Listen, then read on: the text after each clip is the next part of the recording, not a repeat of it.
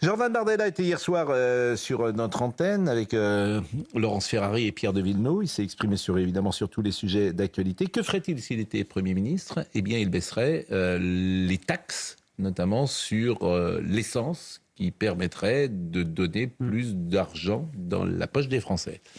Monsieur Bardella.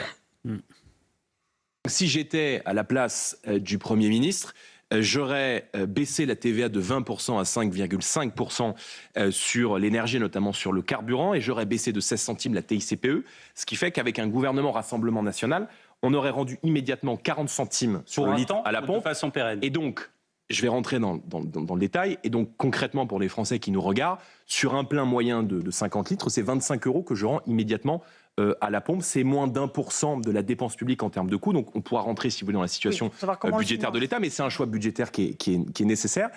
Bon, abonné, c'est possible financièrement? Non, mais la question qui suit celle-ci, c'est comment on finance cet effort sur les taxes. Alors, je sais que le Rassemblement national a un plan aussi pour la réduction des dépenses, mais l'un ne peut pas aller sans l'autre. Nos finances publiques aujourd'hui, et le gouverneur de la Banque de France dont on parlait il y a un instant, a alerté à plusieurs reprises sur ce sujet. Nous n'avons pas les moyens de réduire le prix du carburant. C'est dramatique d'ailleurs. Je trouve que ce constat-là est presque même pire que tout le reste. C'est-à-dire qu'en fait, on est tellement faible aujourd'hui, après 10 ans presque de macronisme, on est tellement faible financièrement, économiquement, qu'on ne peut presque plus agir sur ces sujets-là. Oui, c'est la bonne mesure à prendre. Simplement, on n'a pas les moyens de la prendre. On est dans un pays qui n'a plus de marge de manœuvre. Et si on en a des marges de manœuvre? Alors, il faut travailler. Moi, je vous les trouve vite, les marges de manœuvre. Oui, vous avez 200 000 étudiants qui viennent sur le sol français, ça vous coûte 1,5 milliard. Je suis d'accord. On a gagné déjà 1,5 milliard.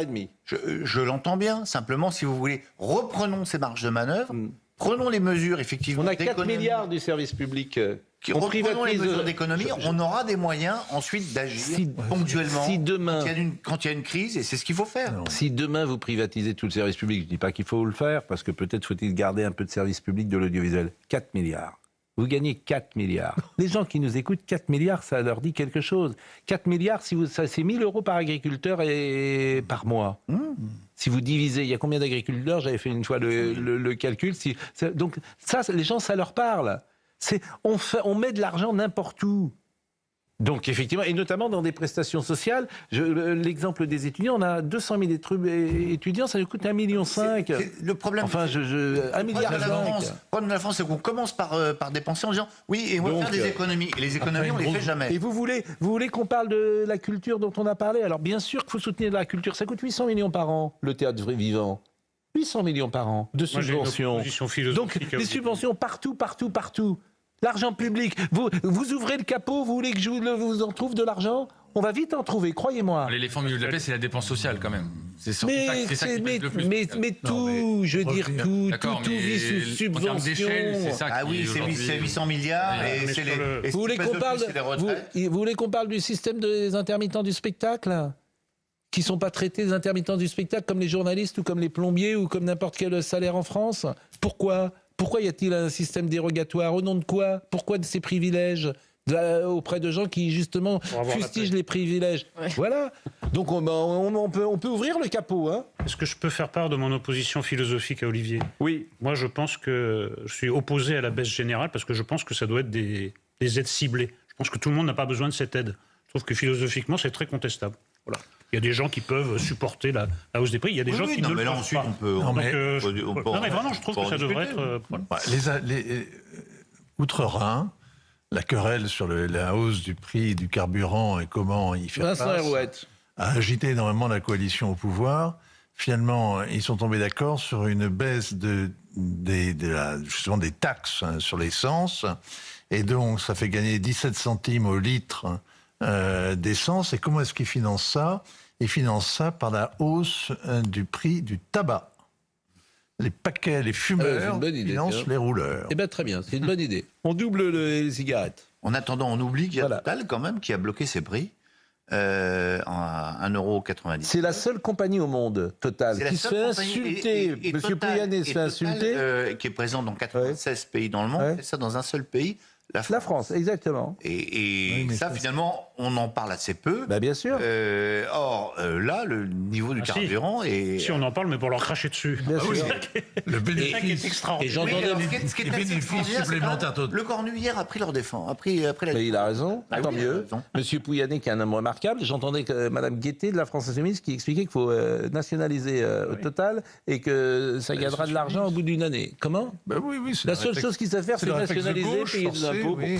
Alors écoutez ce qu'a dit M. Bardella également sur la rêve party, parce qu'on le dit quand même, la rêve party, encore, il n'a pas tort. C'est-à-dire qu'il y a 17 000 personnes qui sont arrivées à Bourges. Je ne sais pas où était le préfet, il avait peut-être piscine. Je sais pas, le ministre de l'Intérieur n'a rien vu venir. Il T'as n'était 17 000... Comment ? En tout cas, le préfet n'était pas au champ. Non, mais je vous assure, et alors il n'y aura pas de sanctions, rien du tout. C'est-à-dire que là, c'est formidable notre pays. Il y a 17 000 personnes qui arrivent, qui détruisent, non pas tout, mais qui abîment. Mais alors, voilà, ça passe crème. Écoutez... Un cauchemar. Non, mais je vous signale que le général de Gaulle, il avait exclu un préfet lorsqu'un prisonnier s'était évadé, je crois, de l'île de Ré. Toute la chaîne de commandement, il les avait virés. À ce titre-là, vous allez virer beaucoup de monde. Ça fait 20 ans qu'il y a des rêves partis régulièrement et personne ne les avait jamais empêchés jusqu'à Mais c'est pas parce que ça fait 20 ans. Non, mais c'est bien, il n'y a pas de recette Le miracle, préfet, il est pas au courant, le préfet, que ça se passe. Je pense que C'est c'est lui, un peu plus enfin. compliqué que ça, malheureusement. Sans doute, c'est toujours plus compliqué que ça. Ça, c'est la base. C'est plus compliqué que ça. C'est toujours plus compliqué que ça. Non, mais c'est vrai, Bon. les services de renseignement sont un peu débordés. tout dire, Mais le truc, c'est qu'on s'en fout, en fait. Bon. Les gens disent, le préfet fait semblant de pas regarder. Voilà. On préfère pas donner des... Personne, il n'y a jamais une autorisation qui est accordée à des Bien sûr. à faire une rave party. Écoutez. On ne donne pas d'autorisation, il fait le truc. Moi, je pense que le ministre de l'Intérieur s'en fout pas. C'est près de chez lui. Il sait très bien que c'est un défi pour lui. Et s'il avait pu l'empêcher, à mon avis, il l'aurait fait, je pense. Bon, bah, écoutez, en tout cas, ce qu'a dit Jordan Bardella.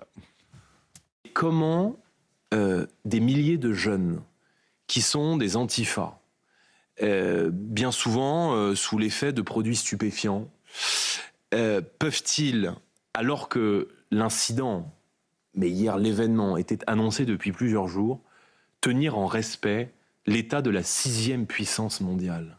Je veux dire, on en est là. Donc, quand je vois ces images, c'est d'abord un sentiment d'injustice et d'incompréhension profonde à l'égard de ce que devient aujourd'hui l'État français, qui est incapable Et la jeunesse de protéger la France et de protéger les Français. Il ne représente pas la jeunesse française.